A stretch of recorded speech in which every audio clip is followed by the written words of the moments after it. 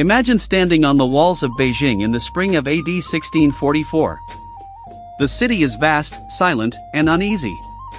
The great gates are closed, but fear has already slipped inside. Smoke rises in the distance. Messengers run through the streets. Something ancient is about to end. China holds its breath. For nearly 3 centuries, the Ming Dynasty had ruled China.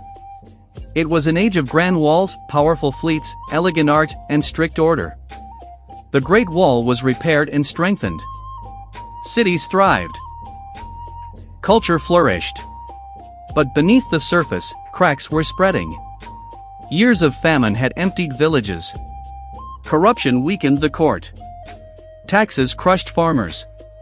Along the northern borders, Manchu forces watched patiently, waiting for their moment. Inside the empire, rebellion was already burning. That moment came with Li Zicheng, a former soldier turned rebel leader. His army of starving peasants marched toward the capital, driven by anger and desperation. In April 1644, Li Zicheng entered Beijing almost unopposed. The Ming Emperor, Chongzhen, stood alone in the forbidden city. As the city fell, he made a final, tragic decision, ending his life beneath a tree, marking the end of the Ming Dynasty. The dragon throne was empty. Beyond the Great Wall stood the Manchus, leaders of what would become the Qing dynasty. A Ming general, Wu Sangui, faced an impossible choice: surrender to the rebels or open the gates to the Manchus. He chose the gates. Manchu armies poured through the passes, defeated Li Zicheng's forces, and marched into Beijing not as saviors of the Ming, but as rulers in their own right. A new dynasty had begun. In 1644, the Qing dynasty officially took power. Though foreign in origin, the Qing rulers adopted Chinese traditions, laws, and culture. They expanded China's borders, strengthened its administration, and ruled for nearly 3 centuries.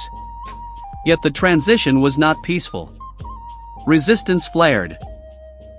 Loyalties were tested. Hairstyles, clothing, and customs became symbols of control and identity. China had entered a new era. The fall of the Ming and the rise of the Qing was more than a change of rulers. It showed how internal weakness can invite external power, how rebellion and loyalty can reshape empires, how China, once again, absorbed change and survived. The Qing dynasty would rule until 1912, shaping modern China in ways still felt today. The year AD 1644 was not just a date, it was a turning point. A dynasty fell not with a roar, but with a quiet tragedy.